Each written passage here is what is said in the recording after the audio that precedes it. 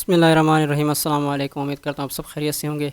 आज की इस वीडियो में हम फ्यूचर परफेक्ट कंटिन्यूअस टेंस के बारे में पढ़ेंगे, जिसे उर्दू में ज़माने मुस्तकबिल मुकम्मल जारी कहते हैं। सही है। तो आपको पता होना चाहिए कि फ्यूचर का मानी होता है मुस्तकबिल, यानी आने वाला ज़माना। परफेक्ट का ये माना अभी अब इससे ये मतलब ले सकते हैं कि वो कब से शुरू हुआ। इसमें वक्त का जिक्र ज़रूर होता है, कब से शुरू हुआ है।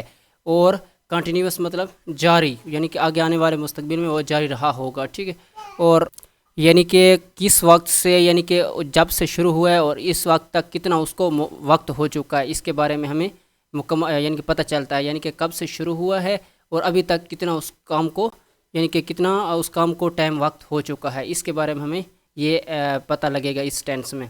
अच्छा, this tense expresses those actions which will continue in future from a certain point of period of time. तो आप कहते होंगे इंग्लिश लिखने की क्या ज़रूरत है। कभी कभी ऐसा होता है कि पेपर में इसका डिफिनीशन भी लिखनी पड़ती है, तो इसकी डिफिनीशन ये हो जाती है। इसको उर्दू में आसान ये समझें कि ये ज़माना उन काम को, ठीक है, अमाल या काम को ज़ाहिर करता है जो मुस्तकबिल में वक्त के एक ख़ास, ठीक है ना, ख़ास नुक्ता से, ख़ास एक मतलब के पॉइंट से जारी रहे होंगे। क्योंकि जारी रहे होंगे ये फ्यूचर, इस चीज़ का भी आपने याद रखना है। सही है। तो उर्दू में इसकी क्या पहचान होगी कि जुमले के आखिर में रहा होगा, रही होगी, रहे होंगे वगैरह। और इसके साथ क्या होगा, शुरू होने का वक्त, जिसे हम सिंस या फार कहते हैं। ठीक है। तो इसका स्ट्रक्चर, काम की चीज़ हमेशा क्या होती है, स्ट्रक्चर होती है। मैं तकरीबन अगर आप मेरी वीडियो रेगुलर देख रहे हैं तो आपको इस चीज़ का अंदाज़ा होगा कि मैं स्ट्रक्चर पर क्यों इतना ज़्यादा जोर देता हूँ। क्योंकि मैं कहता हूँ अगर स्ट्रक्चर की किसी को समझ आ गई तो समझ ले पूरे उस टेंस की उसको समझ आसानी से आ जाती है, आगे पीछे पढ़े या ना पढ़े। सही है। जैसे देख लें कि सबसे पहले आता है सब्जेक्ट, ये तो डू और काम करने वाला सबसे पहले आता है। ठीक है। नाउन प्रोनाउन हो सकता है। ठीक है। इसके बाद आता है हेल्पिंग वर्ब। हेल्पिंग वर्ब इसमें क्या होगा, विल हैव बीन या शैल हैव बीन। ठीक है। विल हैव बीन या shall have been. Will have been हमेशा आई और वी के साथ आता है। ठीक है। और बाकी शैल आई और वी के साथ आता है, बाकियों के साथ विल आता है। लेकिन ज़्यादातर आजकल के तो इसमें मॉडर्न इंग्लिश में क्या हो रहा है कि सबके साथ विल आ रहा है। अगर कहीं पर विल आओ तो ये ऐसा ना समझना कि वो जुमला गलत है। सही है। तो बाकी जो है ना, मेन वर्ब की फर्स्ट फॉर्म के साथ आईएनजी और सिंस और फार। सिंस और फार का अभी इसे समझ लें कि सिंस मखसूस जब से वक्त को काम शुरू हुआ है, मखसूस वक्त, जैसे 2 बजे से, 3 बजे से, सुबह से, शाम से, 2019 से, 5 से, इस तरह कोई मखसूस वक्त जब से वो काम, यानी कि जब से वो शुरू हुआ है, उसका ख़ास नुक्ता, ख़ास टाइम, वक्त, पॉइंट जिससे वो शुरू हुआ है, अगर वो दिया हो तो उस से पहले हम सिंस लगा देते हैं। अगर इसके अलावा कोई दौरानिया दी हो, कब से शुरू हुआ है और अब तक कितना वक्त हो चुका है, 2 साल, 4 साल, 5 साल, मतलब कि 1 दिन, 2 दिन, ठीक है ना, 1 हफ़्ता, 2 हफ़्ता, तो उससे पहले हम फार लगाते हैं। उम्मीद करता हूँ इस चीज़ की आप समझ आए। और लास्ट में जो बाकी रखता है, बचता है, ऑब्जेक्ट होता है। जैसे समझ लें सबसे पहले सब्जेक्ट, जैसे ही। ठीक है। फिर हेल्पिंग वर्ब, ही के साथ आपको पता है विल हैव बीन आता है। ही क्योंकि मैंने कहा आई और वी के साथ सिर्फ विल है या शैल हैव बीन आता है, बाकी के साथ विल हैव बीन आता है। बाकी जो है ना, क्या आता है, मेन वर्ब की फर्स्ट फॉर्म के साथ आईएनजी। अब वेट फर्स्ट फॉर्म है और इसके साथ आईएनजी लगा दिया, क्या बन गया, वेटिंग। सही है। इसके बाद क्या आ जाता है, सिंस। सिंस क्यों आया है, क्योंकि 5 o'clock कब से शुरू है, 5 बजे से, मखसूस वक्त है, इससे पहले सिंस आ गया। अगर होता, सही है, अगर होता 2 years, ठीक है, यहाँ पर होता सिंस 2 years, तो क्या आ जाता, यहाँ पर आ जाता फार। सही है। उम्मीद करता हूँ यहाँ तक आपको समझ आ गई होगी। आगे चलते हैं। इसको आप नेगेटिव में तब्दील करने का तरीका, मनफी में तब्दील करने का तरीका, जिसमें नाट आता है। सही है।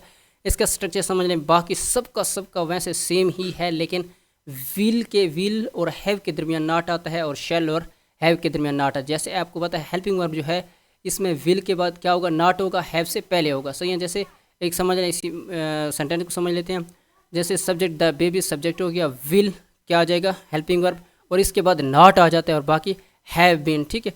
और क्राइंग और मॉर्निंग क्या, सुबह से, तो सुबह से क्या है, वक्त, मखसूस वक्त है, कब से शुरू हुआ है, तो यहाँ पर सिंस आ गया। ठीक है। तो बच्चा सुबह से नहीं रो रहा है, तो नॉट नहीं के मानों में आता है। उम्मीद करता हूँ यहाँ तक आपको अंडरस्टैंड हो गया होगा, समझ आ गई होगी। ठीक है। तो इसको फिर इंटरोगेटिव यानी सवालिया में तब्दील करने का क्या तरीकाकार होगा, सबका सब वही होगा, लेकिन हेल्पिंग वर्ब को हम सबसे शुरू में ले आएंगे। हेल्पिंग वर्ब को क्या होगा, शुरू में ले आएंगे। लेकिन इसको चीज़ को आपने समझना है कि इसमें सिर्फ और सिर्फ पूरे सब्जेक्ट को, यानी कि हेल्पिंग वर्ब को आगे नहीं ले आना, सिर्फ और सिर्फ विल या शेल को आगे ले आना है। बाकी हैव बीन या हैव बीन जो बचता है, इसको सब्जेक्ट के बाद में रखना है। इस चीज़ को आप ऐसा समझें जैसे कि क्या है कि सबसे पहले हेल्पिंग वर्ब में सिर्फ विल, सही है, विल आ गया है, फिर सब्जेक्ट, फिर जो बाकी हेल्पिंग वर्ब का हिस्सा बचता है उसको मैंने सब्जेक्ट के बाद में रखा है। इस चीज़ को आप नोट कर लेना, सही है ना, क्योंकि मैंने तो यहाँ पर तो आपको स्ट्रक्चर दे दिया, लेकिन यहाँ पर थोड़ा सा आप समझ लेंगे मिस्टेक ही हो गई है, सही है। Will the boy have been writing since 12 o'clock, सही है। इस चीज़ का समझना, हेल्पिंग वर्ब में से सिर्फ और सिर्फ विल या शैल यहाँ पर आएगा, बाकी बॉय सब्जेक्ट और फिर आगे जो है ना हेल्पिंग वर्ब का जो हिस्सा बचता है बीन वो आगे आ जाएगा, और फिर मेन वर्ब की फर्स्ट फॉर्म के साथ ING और सिंस होगा या फॉर होगा, फिर जो आगे ऑब्जेक्ट का हिस्सा बचता है वो इस्तेमाल होगा, ठीक है।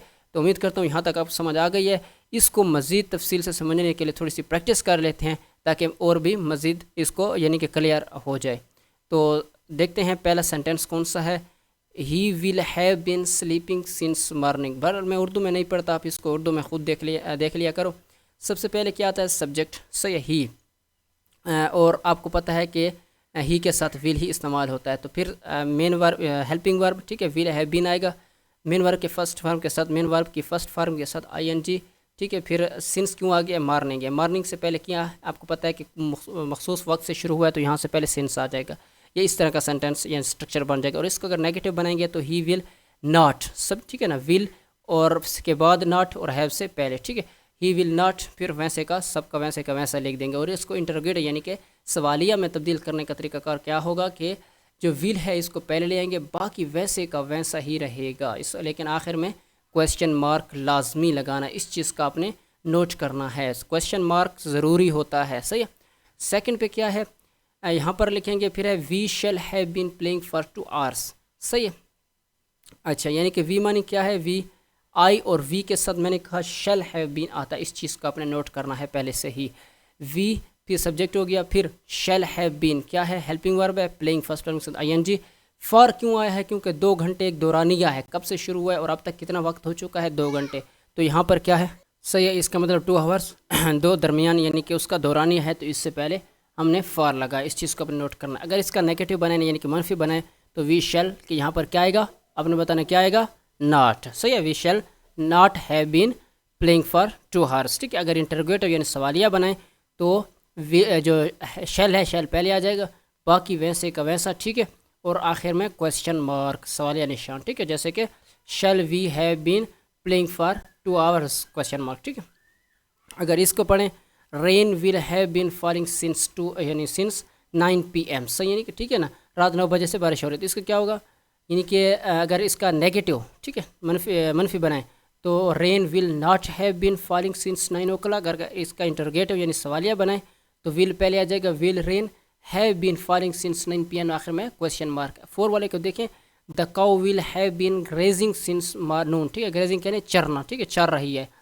तो काउ क्या सब्जेक्ट होगा, will have been helping verb, grazing क्या हो गया समझ रहे हैं कि ग्रेजिंग ऑब्जेक्ट में सॉरी मेन वर्ब की फर्स्ट फॉर्म के साथ ING, ठीक है। और सिंस आपको पता है सिंस नून, ये नुक्ता यहाँ पर नहीं आना चाहिए, ठीक है, सिंस नून दोपहर, नून दोपहर को कहते हैं, सही है। सिंस क्यों आ गया, क्योंकि मखसूस वक्त कब से शुरू हुआ है, वो मखसूस वक्त दोपहर से, ठीक है। तो इसका नेगेटिव बने, the cow will not have been grazing since noon. अगर इंटरोगेटिव बने, will the cow have been grazing since noon और क्वेश्चन मार्क। 5 वाला देखें, 5 वाला है boys will have been going to school since early morning, ठीक है, अर्ली मॉर्निंग सुबह सवेरे को कहते हैं, सही है। तो अगर इसका नेगेटिव बनाए, सवाल मनफी बनाए, boys will not have been going to school since early morning. अगर इंटरोगेटिव बनाए तो will boys have been going to school since early morning, यहाँ पर क्वेश्चन मार्क आ जाएगा। उम्मीद करता हूँ इस वीडियो के आपको समझ आ गई होगी, यानी कि इस टॉपिक की आपको समझ आ गई होगी। अगर कहीं पर भी किसी चीज़ पर आपको मतलब कि मसला पेश आ रहा हो कहीं पर भी, तो आप कमेंट्स में ज़रूर पूछिएगा, मैं आपको उसका रिप्लाई ज़रूर दूंगा। तो उम्मीद करता हूँ ये वीडियो आपको अच्छी लगी होगी। इसी की अगली वीडियो में हम इंशाल्लाह जो है ना इसके पूरा रिवाइज कर लेंगे, फ्यूचर टेंस यानी इंडेफिनेट कंटिन्यूअस परफेक्ट और परफेक्ट कंटिन्यूअस यानी फ्यूचर का मुकम्मल एक रिवीजन कर लेंगे, ताकि ये और भी क्लियर हो जाए, क्योंकि ये टेंस इंपॉर्टेंट हिस्सा होता है कि इसके लिए एग्ज़ाम के लिए और आगे आने वाले कंपटीशन एग्ज़ाम के लिए भी, ठीक है। तो उम्मीद करता हूँ वीडियो अच्छी लगी होगी। अगर वीडियो अच्छी लगी है तो लाइक कीजिए, चैनल सब्सक्राइब कीजिए। मिलते हैं अगली वीडियो में, शुक्रिया।